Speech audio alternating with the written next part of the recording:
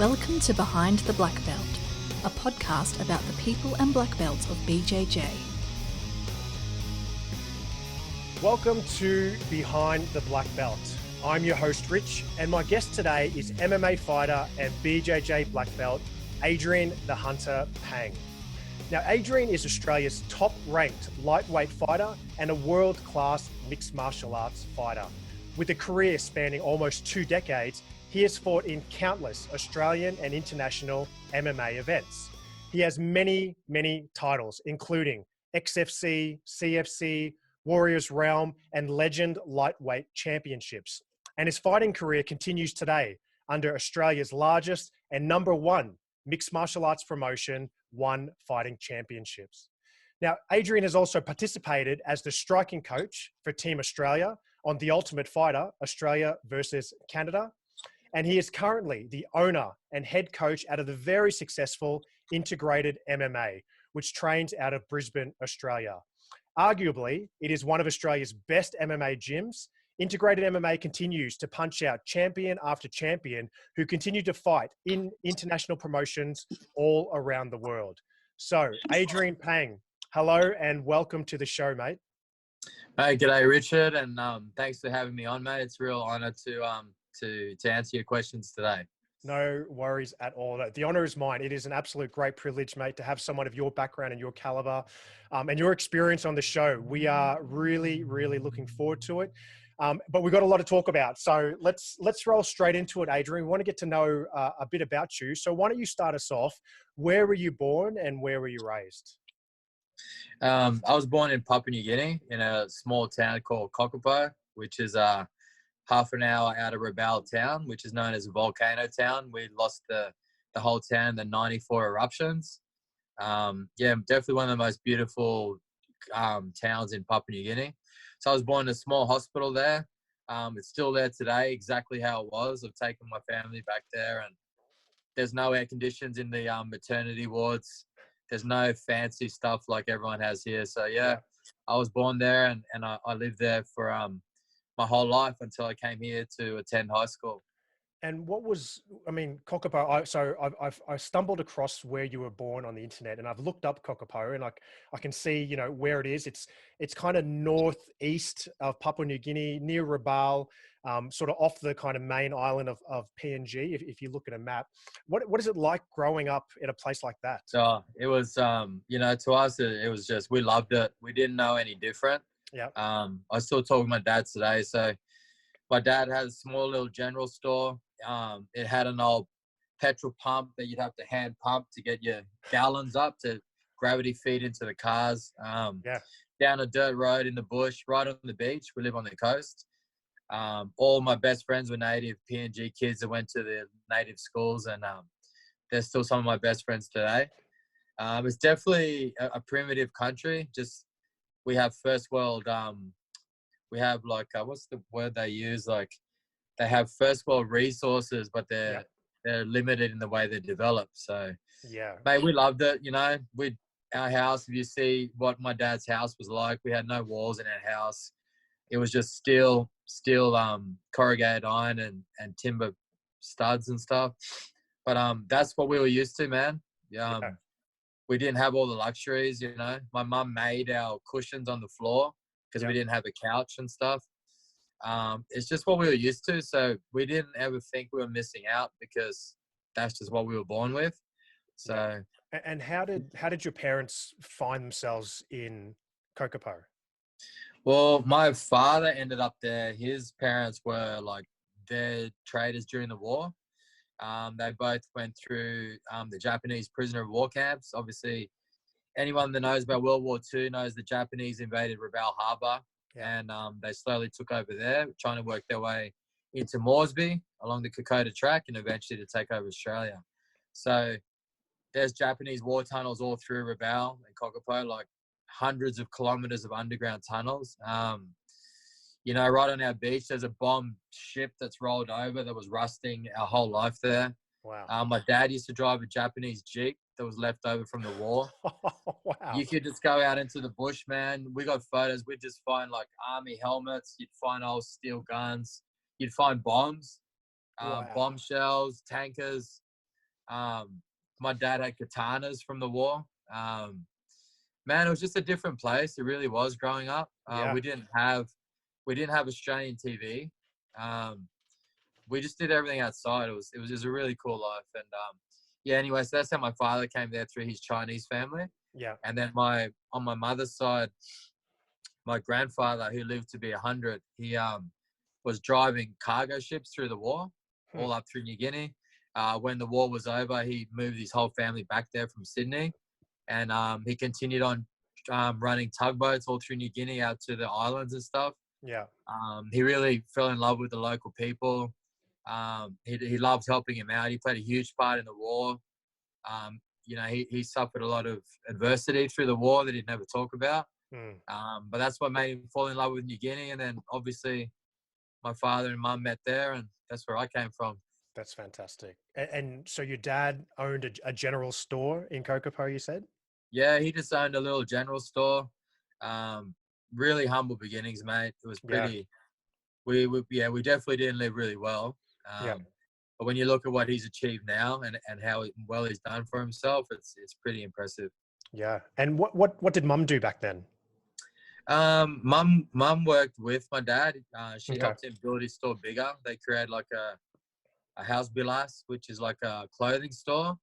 Mum would sew all the they're just called billums and stuff that the native people would wear. Then they'd sell them in the shop. So mum really helped him out there until they split up, and then she went off and did her own thing.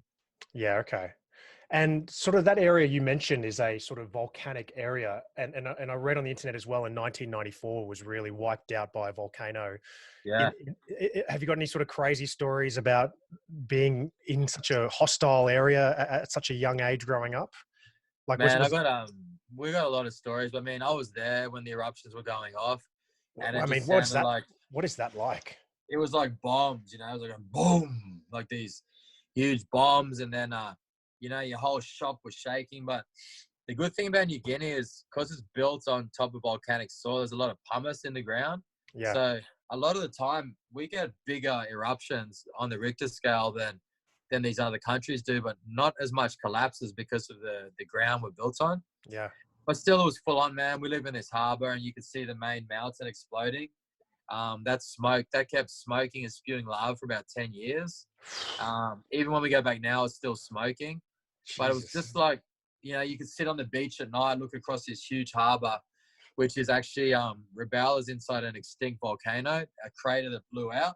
Yeah. The water came in the harbor, and that was Rabaul Harbor.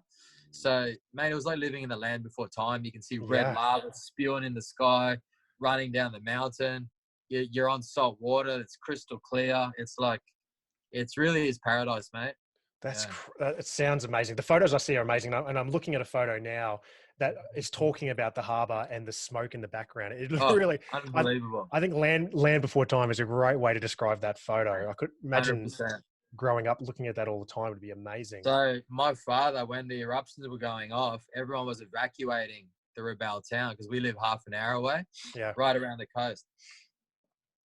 Everyone was evacuating the town. He was driving into town with a truckload of his boys, and they were salvaging houses. Now, people said he was crazy. The town's never going to come back. He's just wasting his time.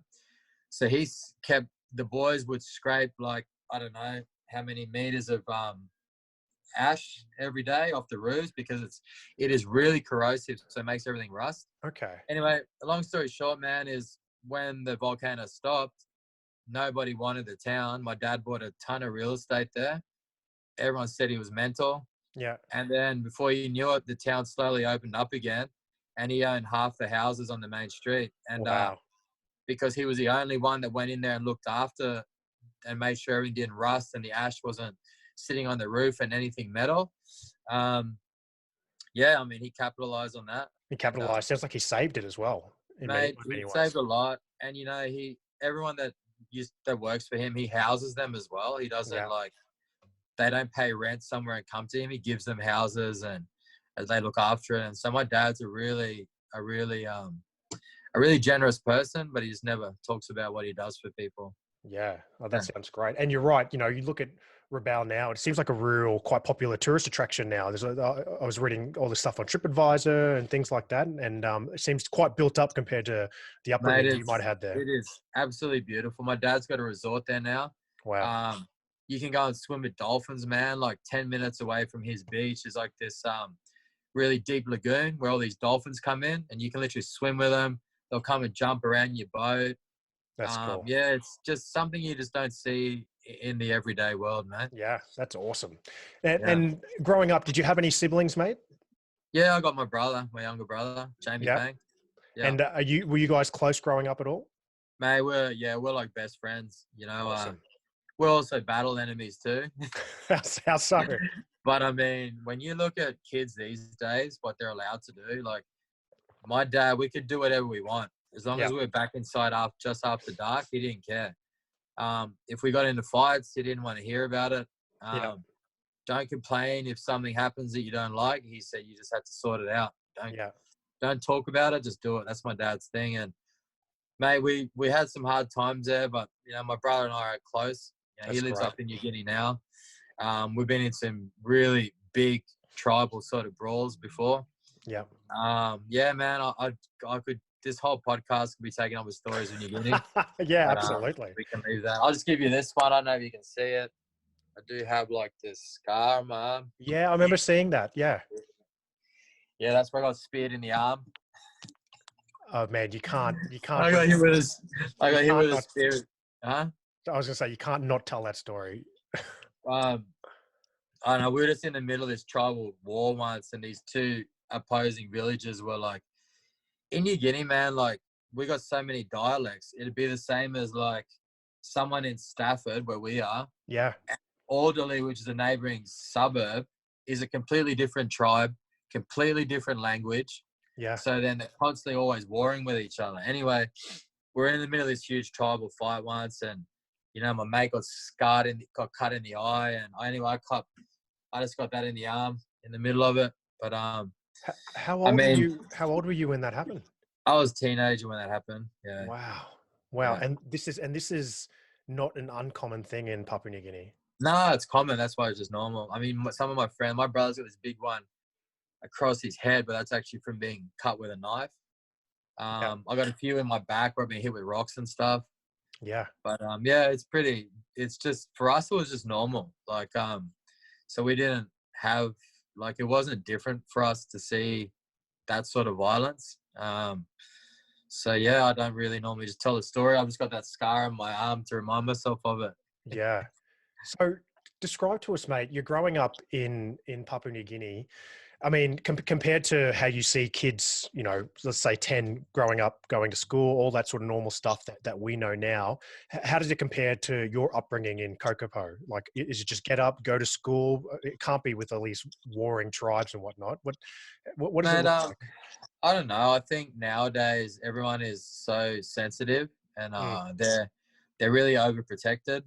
So I think the kids nowadays they don't know how to grow up with hardship. Yep. They don't know how to miss out on stuff.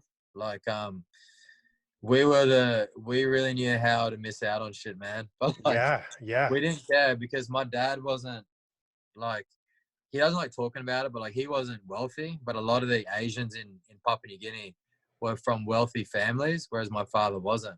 Okay. So they just had everything they wanted, and my dad couldn't afford it. So, I think that was the best thing ever, man. Like, we got learned to deal with not expecting anything.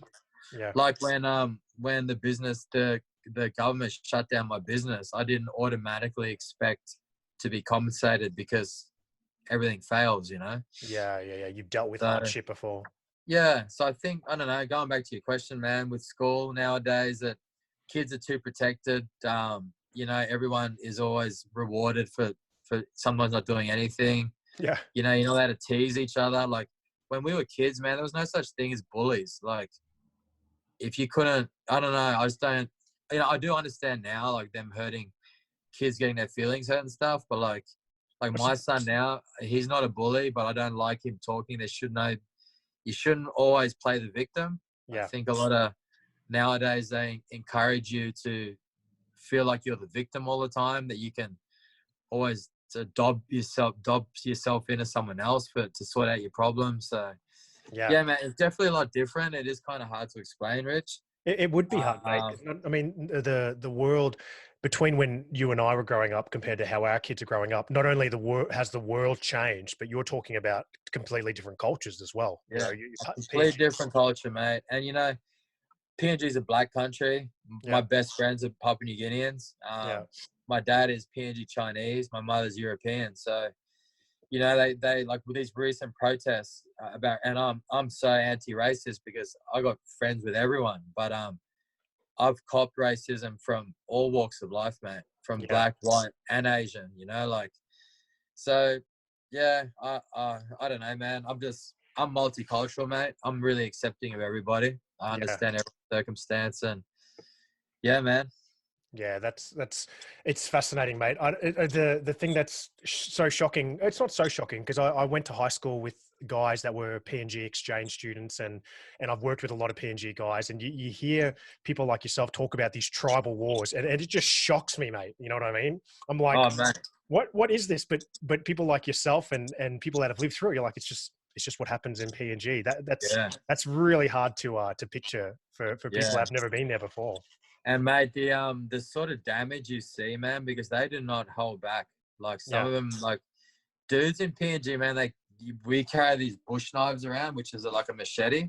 But that's just a common thing. But when they go to war, they're hitting each other with machetes, bow and arrows, tomahawks, homemade guns. It's just whatever is there is getting used. Like they don't care if they hurt you or kill you or maim you. It's just if you're in the way, you're getting wiped out. So I mean, that's got to develop such a warrior culture amongst the young men in PNG, oh yeah.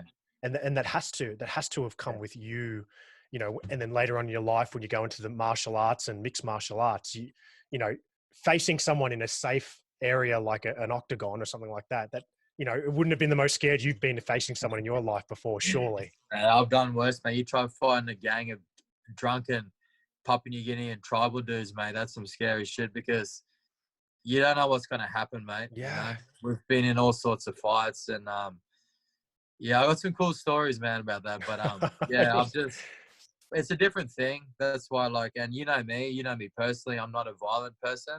Yeah. I'm kind of placid in a way. That's why, when I did start fighting, a lot of people were surprised that that's the career path I chose. But it just gives me a chance to let myself out, I guess, and then I can go back to normal afterwards. That's cool, man. That's cool. All right, let's talk about sport. Did you play any sport as a child?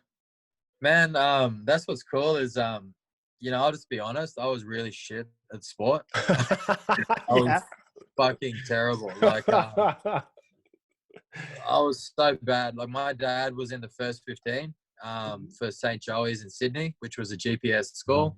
Yep. He played breakaway. I mean, for an Asian to make the first 15 was something big deal in them days, man. Yeah. So in a way, he always wanted me to be a footy player. Mate, I think when I went to Nudgee College, I was like in the F's. Like, if there was a lower team, like in the flat, I don't know, at Nudgee, they have all the best footy fields and they have the flat way down the swamps. That's where we'd play.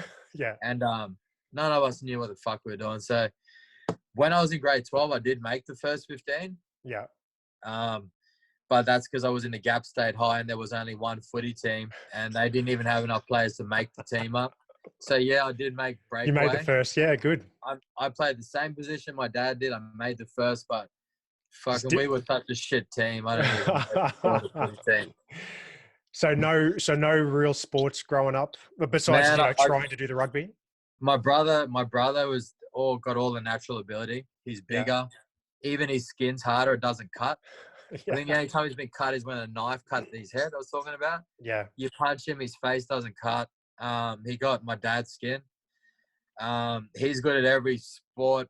Catch a ball, hit a ball, whatever you say it. Shoot a gun, drive a car. He can do everything. Yeah. I'm just genuinely not good at sport at all. So when I discovered martial arts, I think it was something that you don't rely on it. You're still a team, but it's an individual thing. Yeah. And I think that's just where I excel. You know, I did Chinese Kung Fu for a long time. I was obsessed with Bruce Lee, so I just wanted to do Kung Fu. And then, you know, like everybody else, they saw the UFC. Then they saw Hoist Gracie taking people down, choking them out. And do you want to hear the story? Yeah, absolutely. Yeah, Man, let's do it. okay, well, that's where I went, man. So then, you know, I was doing Kung Fu. I was watching the UFC, and then I'd watch the UFC, and then I would try those moves out on my friends in Kung Fu. Yeah, And I'd okay. take them down and I'd arm bar them, I'd choke them, and they'd be like, man, what the fuck is that? I'd be like, I'm watching this UFC on these VHS tapes. Yeah. And there's these dudes like doing this jiu-jitsu stuff, man. I've never heard of it. And, you know, in Queensland, there was no jiu-jitsu then.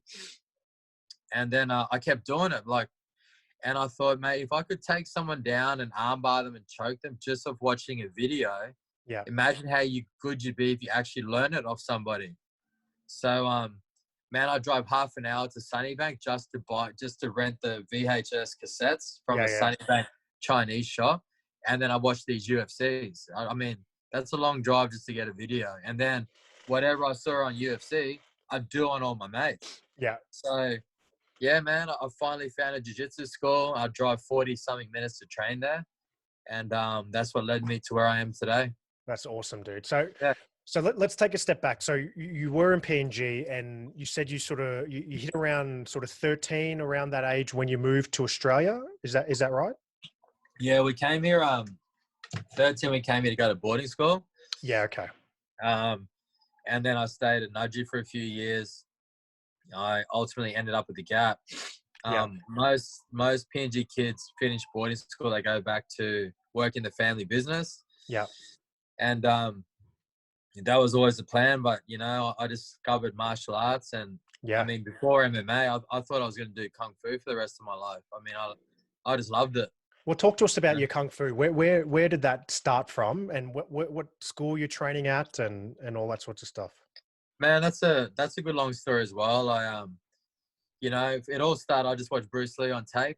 Yeah. And then I try and do his Bruce Lee moves. I used to fight at school as well. Yeah. One day at the Gap, I think I was in grade 10 and I fought a grade 12er. Yeah. And we had this fight and it cut my eye and I got a headlocked and all these things. I remember thinking, fuck, I don't know what all this is. Mm-hmm. And then I went on, what's it called? Work experience in Chinatown doing sign writing. I'm walking through Chinatown. I got this cut on my eye. I've just been bashed up in this fight. And I see this Kung Fu school. I don't know if you remember Malcolm Su Kung Fu. I do actually, but, man, it was right in Chinatown. Yeah. There's these huge lions out the front. There's this staircase goes up to these enormous temple doors. It was like the Shaolin temple in my head. That's so cool. So I walk in there and there's like metal bars and bags and Kung Fu, and I just felt like I was in China. And there's the instructor, who was a good salesman, he sits me down. He's like, if you sign up, you will never lose a fight again. And I was like, sign me the paper. I did Kung Fu nonstop as much as I could. I just thought that was the ultimate thing in my life. Yeah. That ultimately led me to train with my Sifu Paul Brennan. Yeah, who did the original Tong Long. It's a praying mantis system. And it's a long story, man, but there used to be this old picture we'd seen in the back of Malcolm Su, and we always used to have this black and white picture. Who's this monk-looking guy? And they never tell us who it was. He was in his back storage room. And I found out his name was Lao Soi. So he was the famous master from Hong Kong who would fight in the they used to have public fights in Hong Kong in the day. Yeah. So if two Kung Fu masters had a dispute, they had an old boxing ring set up made out of ropes. They would fight in public. So, excuse me. Sorry, man. You there? Yeah, gotcha. Sorry, man. Yeah, anyway, so I went and trained with Paul Brennan for like, I think 8 years. We went and stayed in Hong Kong. We lived in Kowloon, lived in the great grandmaster's house. There was like no white people in that area. So when you'd walk around, like everyone would stare at you. Like, mate, we trained on the rooftops. We went to these, like, it was a really cool experience. That's really cool, man. So how old were you when that happened? I would have been, by the time I got to there, around the Wow. 17, 18, 19. That's Yeah. quite amazing. You know, you're a PNG kid who's studying in Australia and then finds himself in Hong Kong doing kung fu. Oh, And mate, it that's was so like cool. surreal. It was like something out of a movie. I mean, you're training on the rooftops of Kowloon. So this wasn't like fancy Hong Kong. This is like old school Hong Kong, man. Yeah. And yeah, man, I did that forever. And then obviously that's when I'd watch the UFC videos Yeah. and I started seeing all the jiu-jitsu stuff. I started thinking, fuck, like this stuff works, like Yeah. with Kung Fu, man, and every other traditional art, they always say they have the best style. Yeah. And I always wanted to prove if the style would work, not just say, oh, if I hit you, you would die, or I could do this and that. Like you had to actually prove it. I've always been about that. And, obviously UFC was the ultimate proving ground for any martial artist. So, I ended up signing up to have a fight, an MMA fight. So you started getting into jiu-jitsu. No, No, I did Kung Fu. no. So before you even got into jiu-jitsu, I'll you tell you, signed man. for an MMA fight. I'll tell you, my Kung Fu teacher was Kung Fu, nothing else. So what I'd do is I used to help him run his school. Yeah. I would set everything up, set the joss up, take the money for him. I'd do everything. Then I would close the school and I would have my gi hidden in my old shitty truck I had. Wow. And I would jump in my truck from Newmarket. I've never told him this. And I would drive as fast as I could to get to Mount Gravatt, which was a half an hour drive. Yeah. And I would get there for the last half an hour of a jiu-jitsu class, right? Yeah. And then I would do that as much as I could. And I had no money to keep doing this all the time. So I was kind of doing jiu-jitsu on the sly. You were cheating on kung fu with jiu-jitsu. I did. Yeah, I was cheating with that. But I didn't know what it was. Yeah. So I would decide I'm going to have an MMA fight. I'm going to do it. Yeah. Okay. Because Kung Fu can beat everybody anyway. Yeah. So I signed up for this MMA fight. I had long hair, like a plait, like a Wong Fei Hung sort of old school Chinese plait. That's so cool. Bro, the promoter's like, no, Adrian, you have to cut your hair off. I was like, can't I just plait it? No, MMA fighters don't have long hair. So, mate, this is how much I loved it. I cut my fucking hair off. Oh, wow. Yeah, I'm talking I had a proper Chinese Wong Fei Hung style. Anyway, I cut it off. Yeah. Best move ever. But, and I didn't know, bro. So when I fought at the arena, this is in 2001. Yeah. I'd never been jogging. I'd never been inside a boxing ring. I never competed in anything before. And I'm having a MMA fight. It was called No Rules Fighting back then. No, it was called No Holds Barred is what they called it back then. Okay, so this is 2001. This is your first mixed martial arts bout. To talk us through getting there, the backstage, all that sort of stuff. This is fascinating. Mate, it's awesome. We got there, I've never been to, I've watched fights before. I never fought before. So we're doing a bit of Kung Fu in the background and the other fighters are probably looking at us thinking, what the fuck are these guys doing? What the fuck? I'd put these MMA gloves on. My hair had been cut off, so it was sticking up because it'd been pulled back for 20 years. So I get into this fight and mate, I fought at 60 kilos back then. That's how little I was. I was fucking like, just the so depleted, but I thought I was awesome because of the Kung Fu. So, mate, do you remember who you fought? I was a guy called John McNamara. Yeah. And what was his story? What was his background? He fought for Shindo, one of Kerry's boys. Okay. He never fought again after this fight, but he beat me. Yeah. But okay. Mate, we nearly killed each other. I come out, I'm like, I'm doing all these Kung Fu moves on him, but he was still standing there. I thought, what the fuck? And then, mate, I never even hit pads before, Rich. Like, oh my God. How we fight. I did not. So I Kung Fu'd him, and he didn't, like, fucking die. But, like, and then I start punching him. And Kung Fu doesn't have punches, but I'm punching anyway. And we were brawling. Oh, man. And he's holding my head, and he's kneeing me in the head doing Thai clinches. I had no idea what that was. Oh, my God. No idea what it was. And then, anyway, right before the end of the last round, I've got him on his back. and I'm punching the shit out of him. He's on his back, and he's got his legs in the air, and his head is bouncing off the canvas, bouncing. And I'm on top, bang, bang. He flings his legs in the air and he grabs them around my neck and he gets me in a triangle choke. Oh shit! But I don't even know what that is. Yeah. So I'm punching, and I didn't know, and then I started thinking, shit, I'm getting choked. So then I turned the wrong way. Yeah. Didn't work. I did it again. I sort of got sat down. 10 seconds before the end of the fight, I fucking tapped out, Rich. Like I was about to go to sleep, but I didn't know. I didn't know what it was. Yeah. I didn't know. In hindsight, I should have just gone to sleep.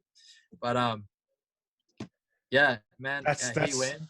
Man, Rich, all my kung fu mates are thinking, like, what the fuck just happened? Because I was on top bashing this guy, and he's doing this fucking, they call it this weird thing with his legs. Well, they call it another name. And anyway, after the fight, he goes out the back, throws his guts up. I'm spewing my guts up too. I was so sick.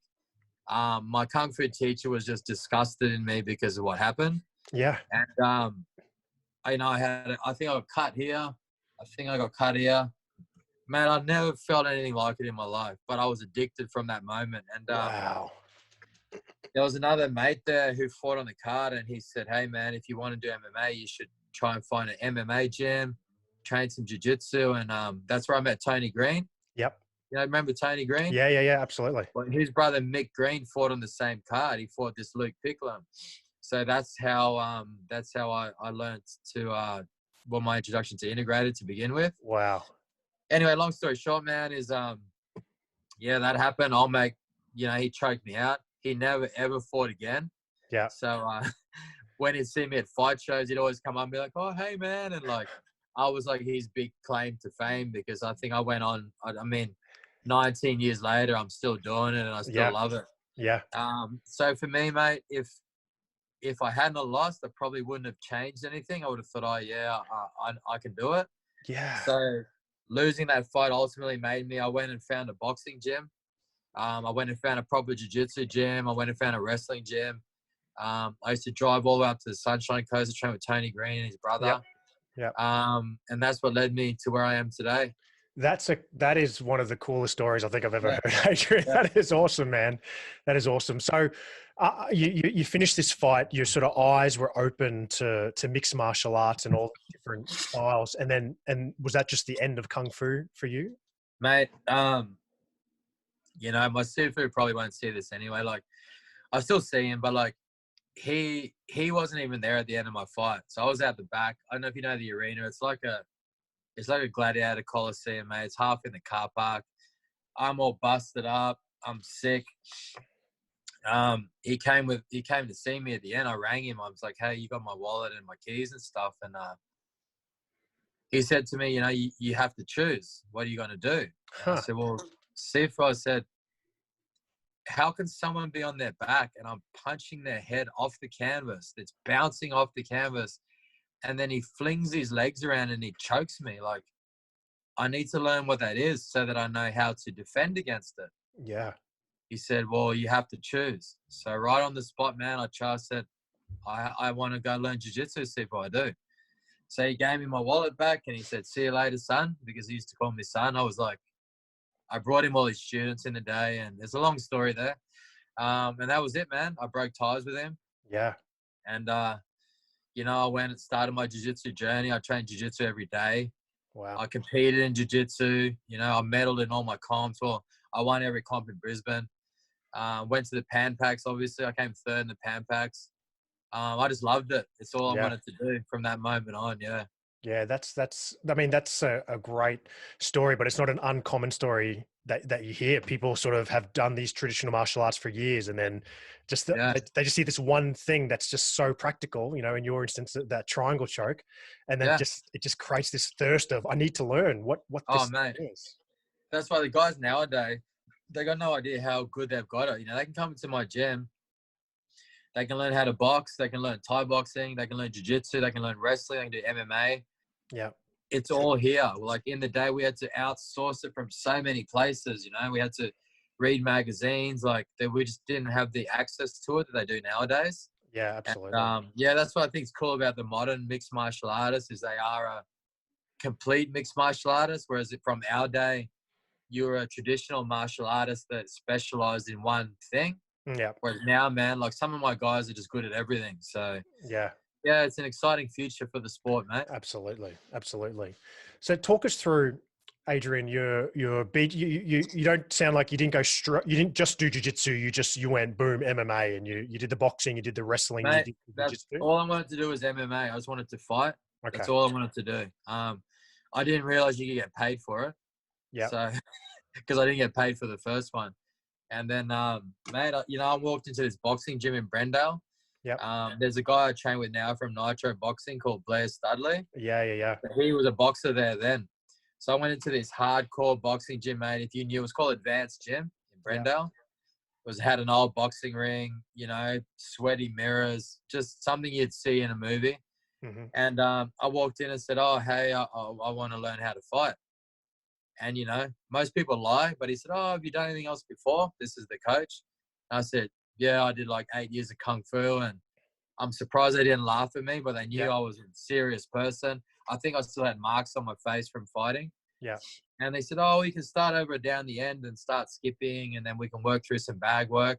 And I pointed towards the boxing ring. I said, "Oh, I want to train with the fighters if that's okay." I mean, I wasn't being rude by any stretch, but I know nowadays if a student comes in, I'll start him at the beginning and slowly work him up. So when I did that, man, Shane Gale, he's like, "Sure, Pangy, if that's what you want to do." They threw me straight in there. I was sparring their best boxers. They had best kickboxers there.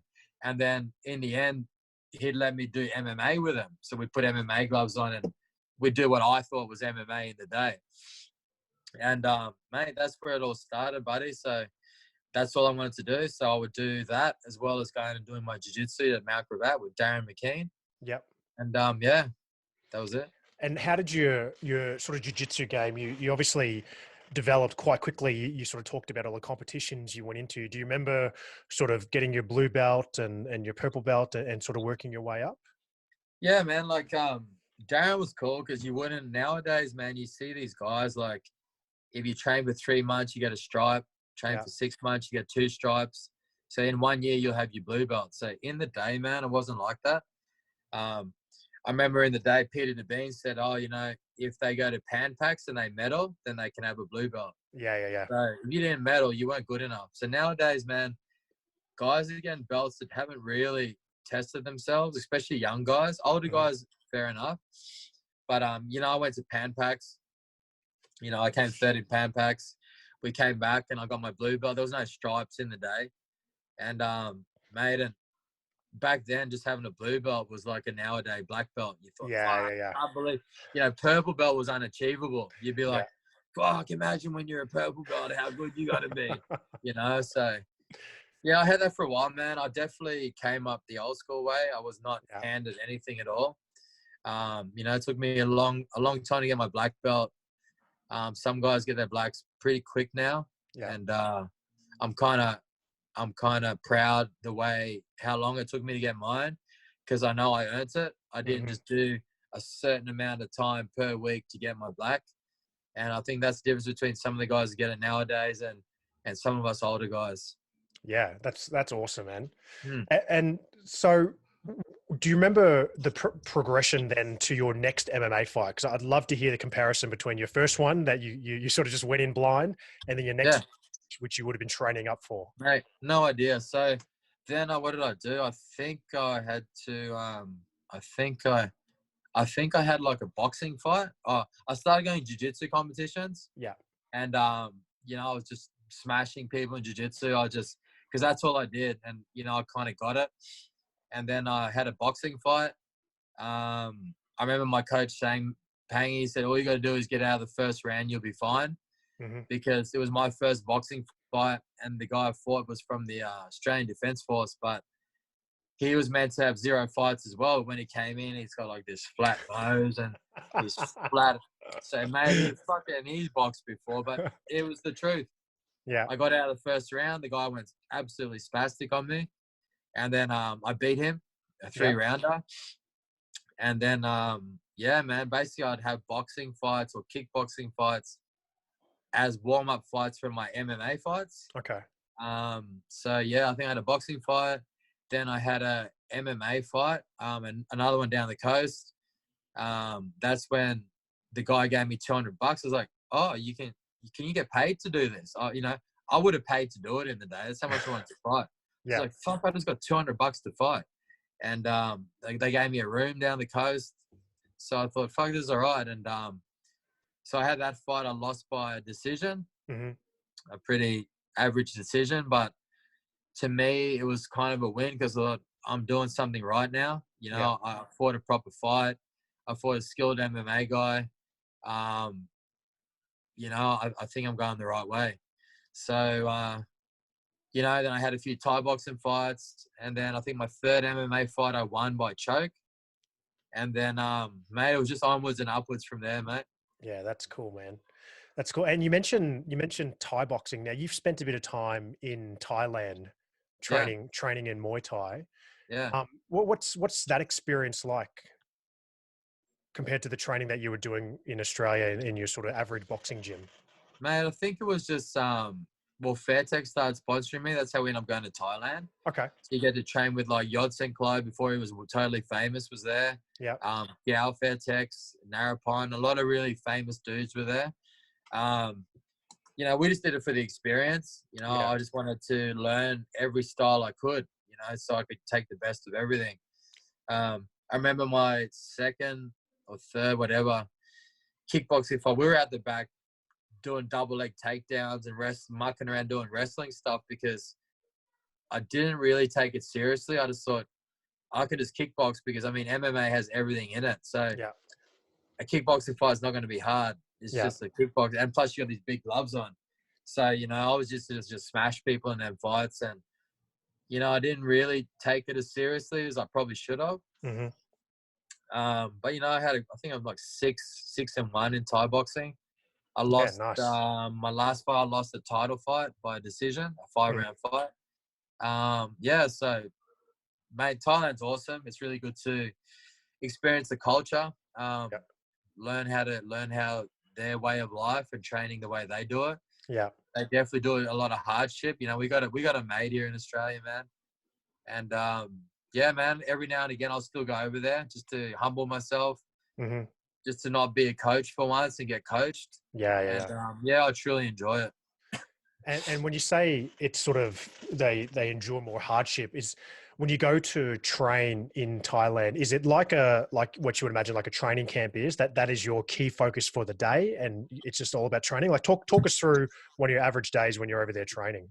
Man, Thailand, bro, those guys live and breathe it. So they wake up in the morning, they'll run 10 or 8 kilometers. Then they'll skip. They'll do like 10 rounds on the bags, 5 or 8 rounds on the pads. Then they're doing bag drills and knee drills. Like the training is really tedious. Even nowadays, if you go off science, it's probably they're training a bit too long, but that's how they do it. Then they sleep and eat. They wake up, they do it again in the afternoon. Now, these guys, man, they have nothing, bro. Like, they fight to live. Yeah. Whereas us, man, we got whatever we want. If we want a Coke, we can just go buy a Coke. If we want an ice cream, we can buy an ice cream. These guys live in the camp and, they fight to live. They send their money back home. Yeah. And I think you can really, just when you think you're doing it tough and you see how tough these guys do it, I think it's definitely something everyone should experience in their life. Yeah, for sure. That's why I do go over all the time. Yeah. Yeah. And you must have some sort of affinity with that based off your upbringing in Kokopo as well. 100%, man. Like, I related to the Thai people are almost the same as the Papua New Guinean people. I think the only thing that changes them is their religion. Being Buddhist makes them a lot kinder.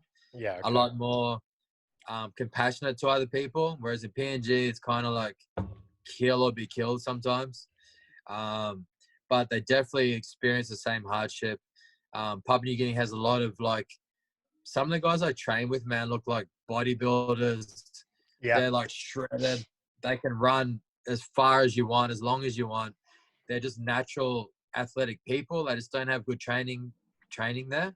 Yeah. So definitely a lot of untapped talent in Papua New Guinea. Yeah, I know exactly what you're talking about.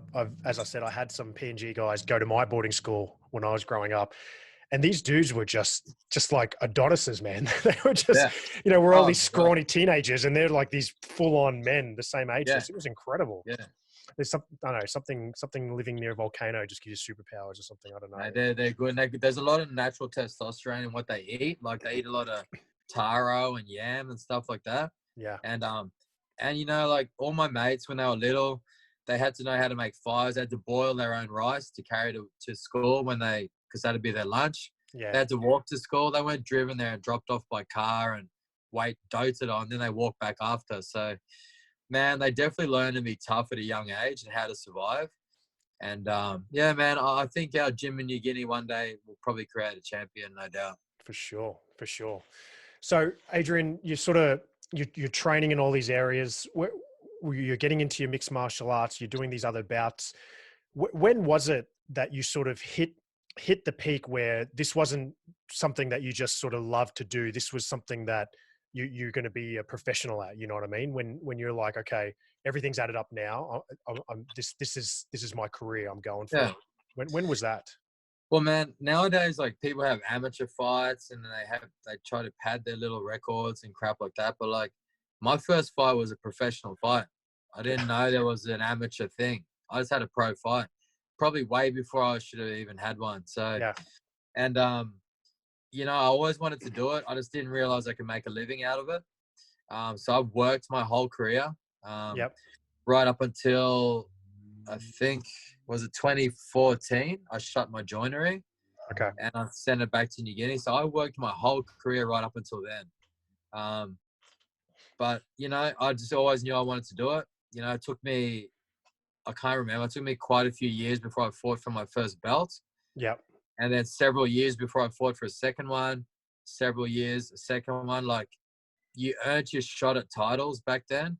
Nowadays, man, people get titles for fucking showing up. Like, it's just, you're not really the champ nowadays. Some boys are, like one of my boys, Isaac Hardman. He was the champ. Like, he put people to sleep. He could have beat anybody, but there's definitely a lot of other guys around that got a few titles that probably shouldn't have even been title worthy. Yeah. So, yeah, when I signed with one championship, that's when I realized, man, I can make a living off this. I don't have to work if I don't want to. Yeah. So that's when I decided to shut my joinery and run my gym full time, make a go of it. Yeah, that's awesome. So we got to talk about your BJJ black belt, which is the real sort of catalyst of this show. Yeah. Now, who did you get your black belt from, and what was the sort of ceremony around it, if you can remember it all? Yeah, man. I got a long history in my jiu-jitsu. My first coach, Darren McKean, was from Peter DeBean, which was a Gracie Jiu-Jitsu. Yeah. I do credit a lot of my skill to him. He was a really good coach. He was a really good friend. Yeah. Obviously when I started MMA, Tony Green, I kind of had to leave the nest, as they put it, and train proper MMA Jiu-Jitsu. I trained with Dan Higgins for quite a long time, as most people know. Yep.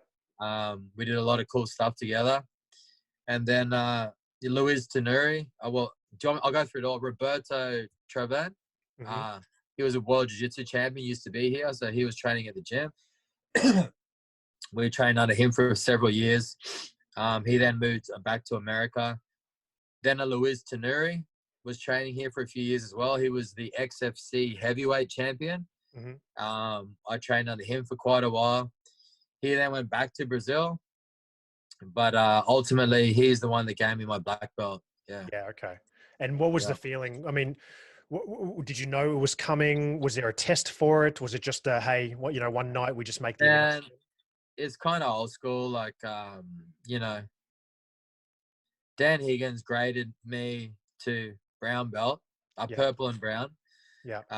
The way he did it was not probably the way he does it now with his little bunch of students. Okay.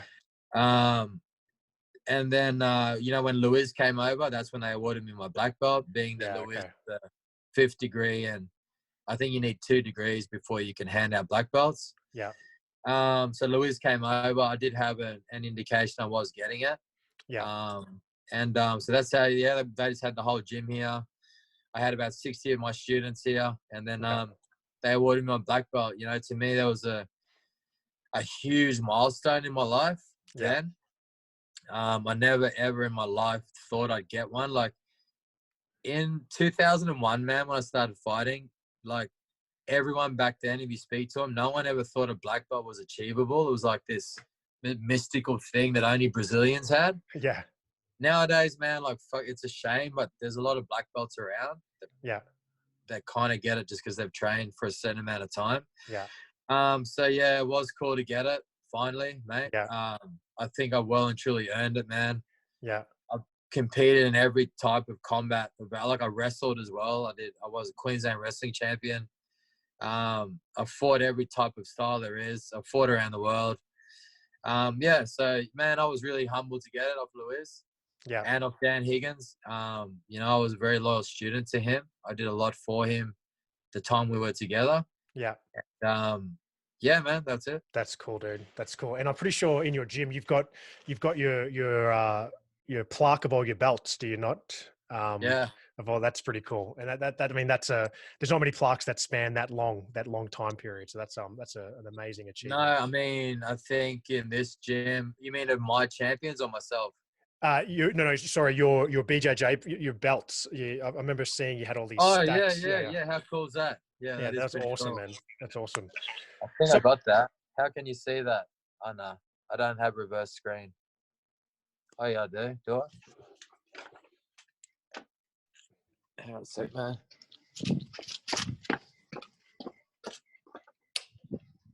Sorry, Rich. That's all right. No, this is good. This thing? Yeah, there you go. Yeah, that thing. Right. Yeah, that's awesome, man. I mean, if those belts could tell a story, right? Look at that, some old and weathered belts there, man. That's awesome. Yeah. Hey, Adrian, you said a comment just then where you sort of said that you had to go from traditional BJJ to MMA jiu-jitsu, so to BJJ to MMA jiu-jitsu. Can you expand on that a little bit? The sort of difference that you have between those two styles in your head? Yeah.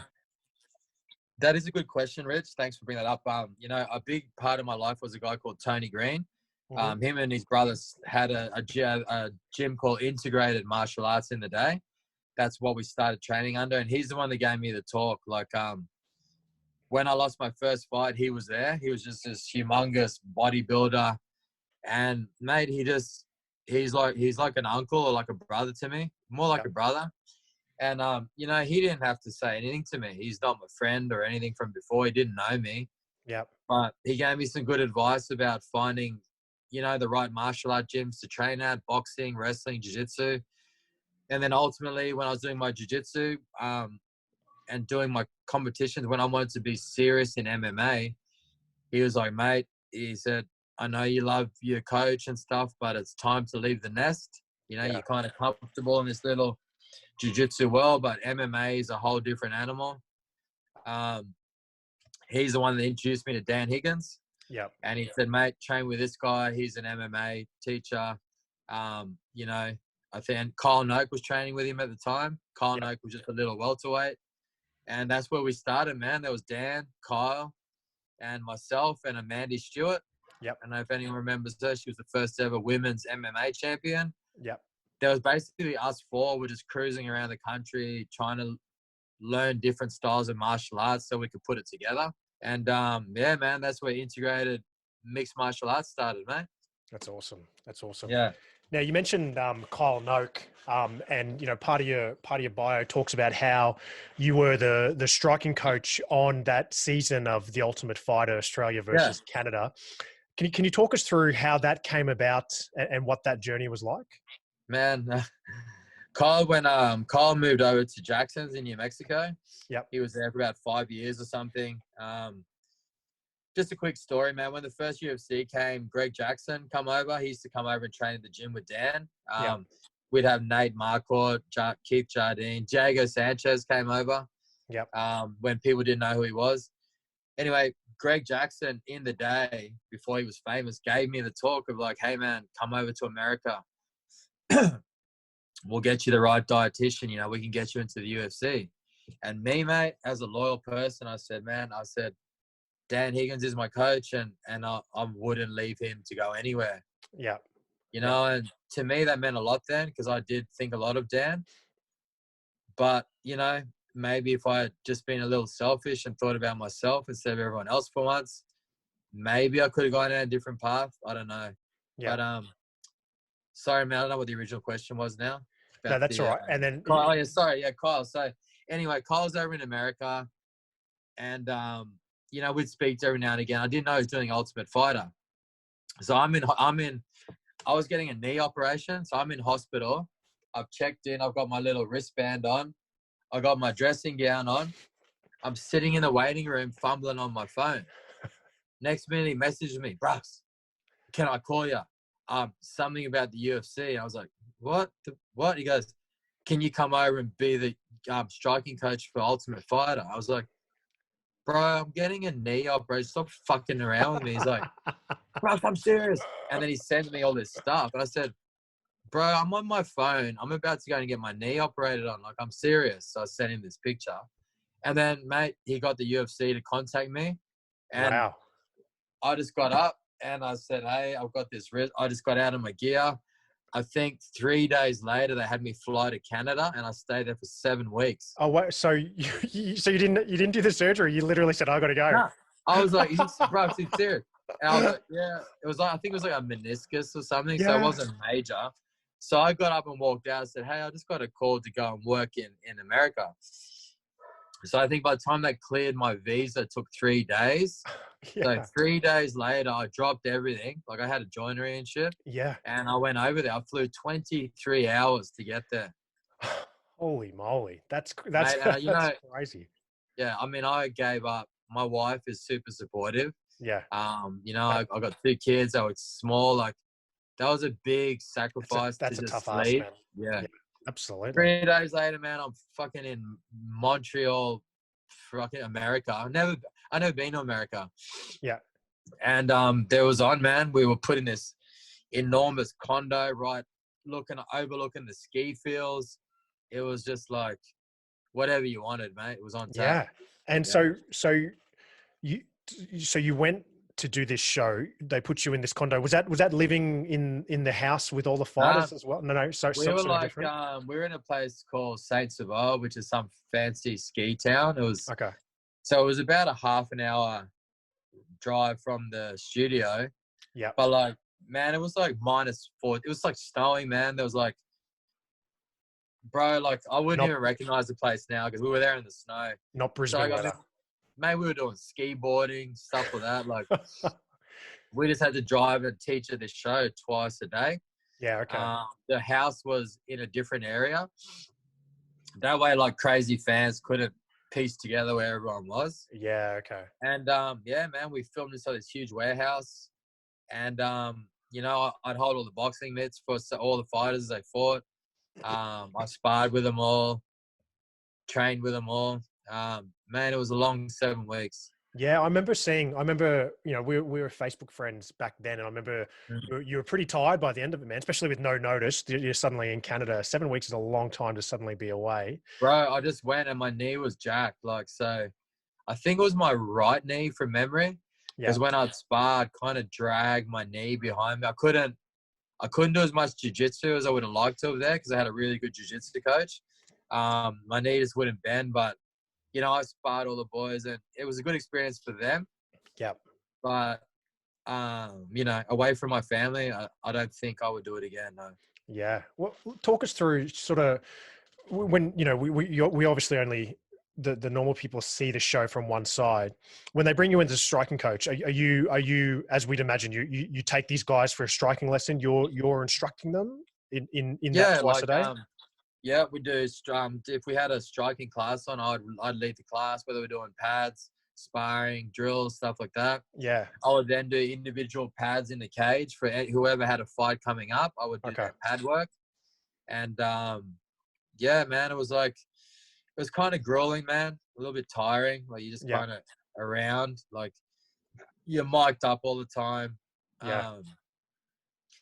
You know, if anyone ever watched the show, you could see, like, everyone's trying to sort of show off in front of the camera, and I just sit back and just let them do whatever, and I'll just be there when I need it. Just the one thing is that helped get me over there, apart from obviously Kyle being my friend, is one of my mates' students was on their Tyler Manawaroa. Yep, I He's remember. from Integrated MMA Sunny Coast. He's an undefeated MMA fighter, welterweight. He made it all the way to the semi-finals there. He lost by a decision to the guy that won it. You know, so I really feel I played a big part in helping him over there, being that I know him.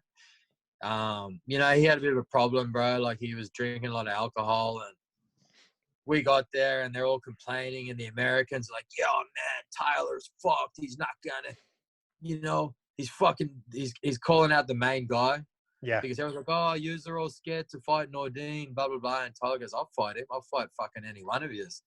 And, hey, man, I trained Tyler, and Tyler beat him. So Tyler beat their favorite. Yeah, he did. Yeah. And, you know, ultimately he lost to the favorite who won. And, yeah, it's a long story what happened there. But, yeah, man, it was a grueling 7 weeks, bro. Absolutely. And what was the production like? You know, I mean, were you held back a lot by the, oh no, Adrian, we need this camera angle or that, or were they just sort of were flies on the wall? This place was huge. They had everything. They had like conditioning area, a gym, an MMA cage, an MMA training area, a eating area, saunas. Like, wow. It was pretty much, you could, as long as you were there within your time slot, you could do whatever you want. They'd have a film crew on you. They had cool people come in. Like, we met Kung Lee, came in, did some stuff. Oh, yeah, that'd been cool. John Jones was there. He was the coolest. He was really cool. He hung out with us for a while. Yeah, it was a good experience. The team members got to meet GSP, stuff like that. So, yeah, it was all right. That's awesome, man. No, thanks for sharing that. That's a really cool sort of behind the scenes of a show that's pretty popular, dude. Yeah. That's awesome. So, one thing that I keep really close eyes on because of your connection to it is the integrated MMA gym in PNG. Yeah. That you have a really close affiliation with. Can you talk us about where this started, the sort of integrated MMA in PNG and your ongoing training with those guys? Sure. Man, like in Papua New Guinea, there's a lot of untapped talent there. They just don't have good coaching. I think one thing I get from my dad is he always gives back to the PNG people, and he never expects anything in return. You know, a lot of people will do something for you because they always expect something back. And that's definitely not us. So, you know, my dad, at nighttime, he has a big betting shop, and he lets them use the whole main floor for a gym. Now, PNG is a dangerous country, so obviously we've got a lot of members there. So he arranges his workers with trucks that drives everyone back to their village at night. So no one catches any public transport home. Because, you know, New Guinea's, if you're out at night, man, you're going to get robbed. You're going to get raped. You're going to get bashed and raped. You're going to get, everything's going to happen to you, bro. So dad makes sure everyone, you know, makes it home safely. Obviously, nobody pays any money. It's all a community service. We donate a lot of equipment there, bro. Like, I've given, I don't know how many tens of thousands of equipment I've given there. I've filled their whole gym with our jigsaw mats from our old gym. I gave them all our mats. It's about $8,000 worth of mats. Yeah. Man, it's just us giving back to the people. You know, a lot of them, you know, they get bullied. They get sexual. There's a lot of sexual abuse up there. A lot of domestic violence. So we teach a lot of women there. Man, we're just creating good members of society, bro. Like, we're not creating fighters, but we're just creating good people. That's awesome. So my brother runs it up there. He's the main coach, obviously, because I'm here. Yeah, I don't know what to say, man. We're just basically trying to create good members of society in Papua New Guinea. Yeah, and you can kind of see that. And every time you go back to PNG, they, you know, you're like the successful kid from PNG that's gone to Australia and been around the world, and you can just see it in everything that you put up there, or everything they put up about you when you go back there and train. Bro, they love me there, and you know, like, I know I'm not black, but I was born in Papua New Guinea. I speak their language almost as good as they do. Like, I have no Aussie twang in my voice. Yeah. they just treat me like their son. Every time I fight, man, I am in the main page of the newspaper.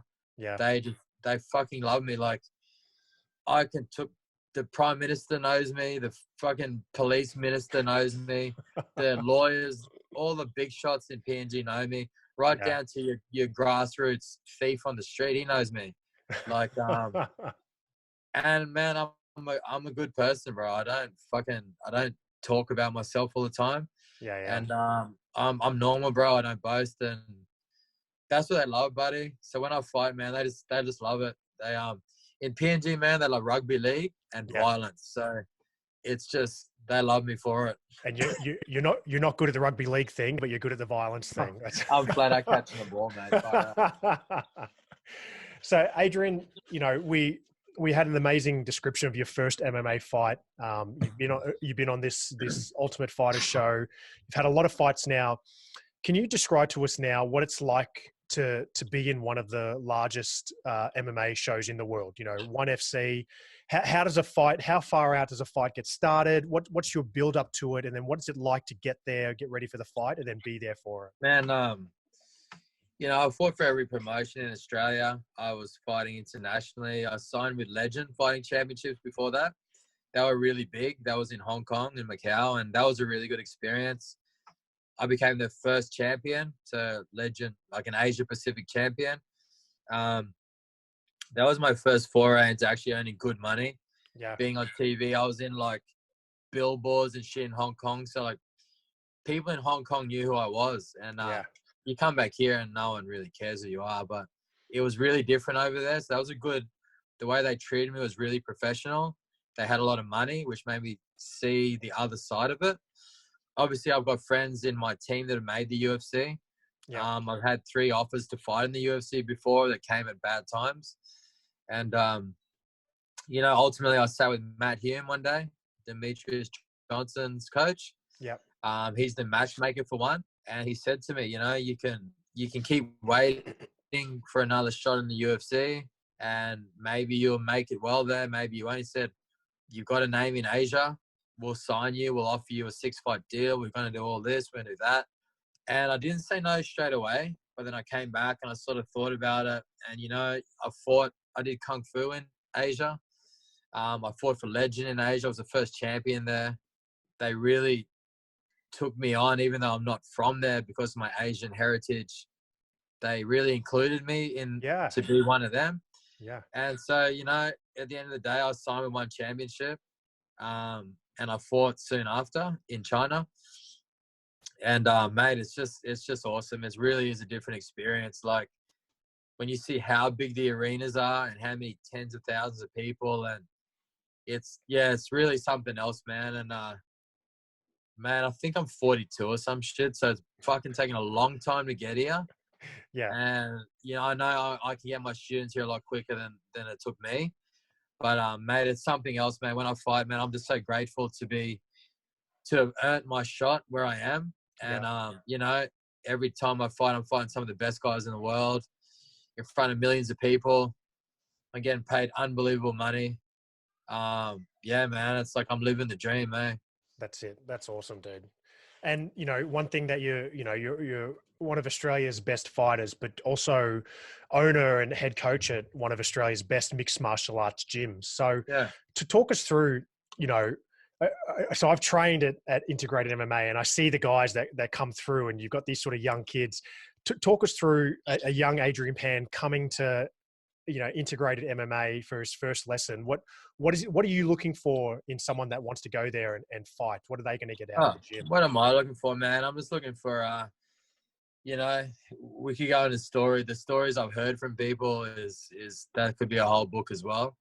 Everybody wants to fight and be in the UFC, and sometimes just because you want to fight, maybe you don't really want to fight, but you need something else. So I never throw my boys in there. I just make sure they train all the time, that they enjoy living the martial arts life. They're being healthy, they can still party. I never stop people. But and then ultimately, if they really want to fight at the end of it, that's what gets them there.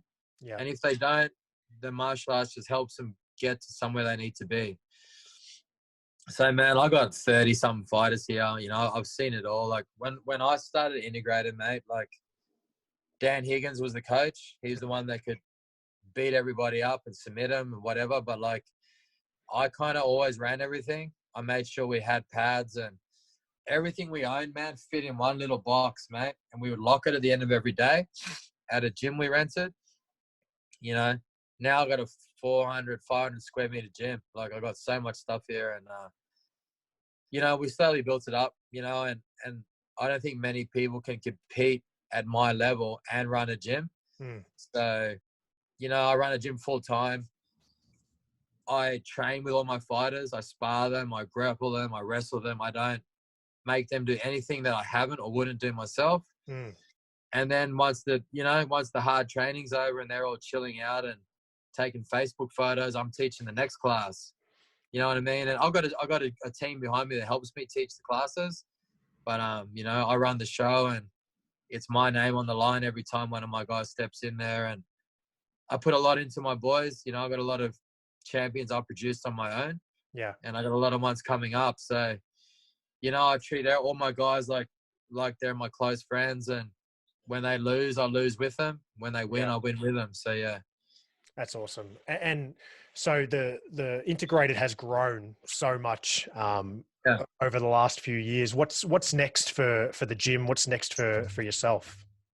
Mate, you know, like I said, we've expanded and, you know, we started off with not very much at all. Now I've got a huge gym. I wouldn't say what's next, man. Like we're just getting bigger all the time. People always come and go.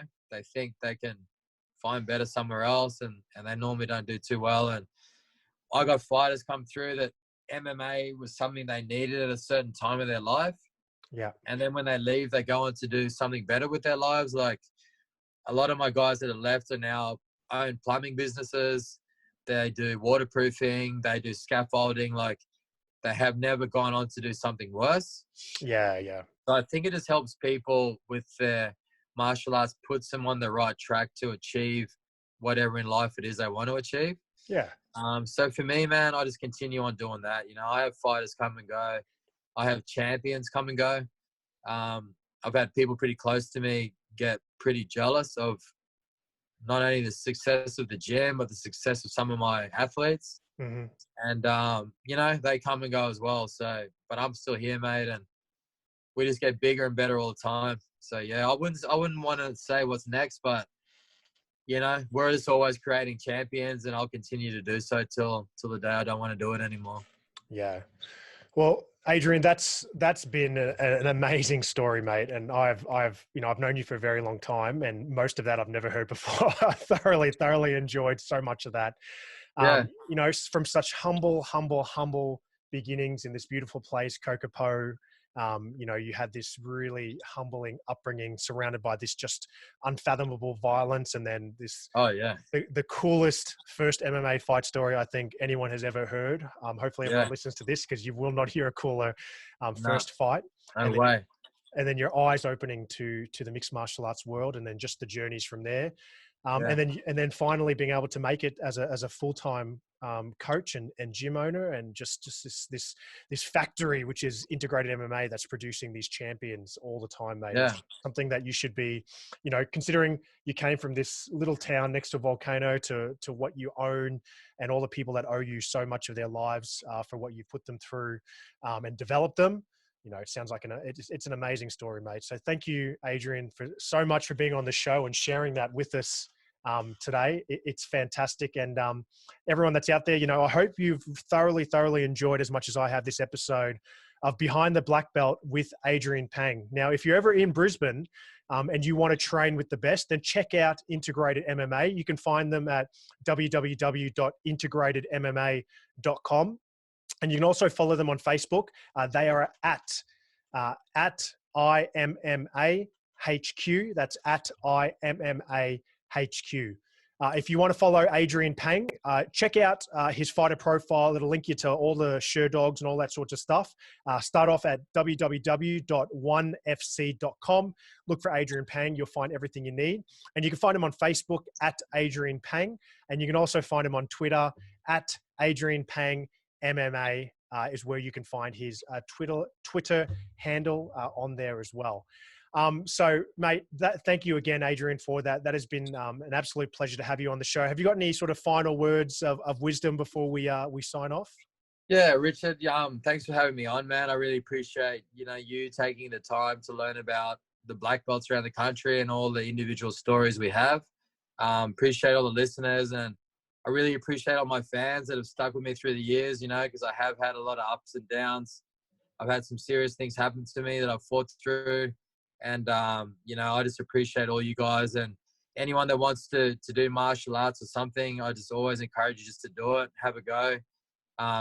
Have a go in life, man. Like, you can be good at anything you want to be. You just got to apply yourself. And, sometimes you don't feel like doing it, but you just got to do it. And that's why we're all here. And yeah, thanks again, Richard. I really appreciate your time. That's awesome. Well said, Adrian. Thank you. And ladies and gents, until next time, this is Rich signing off for Behind the Black Belt.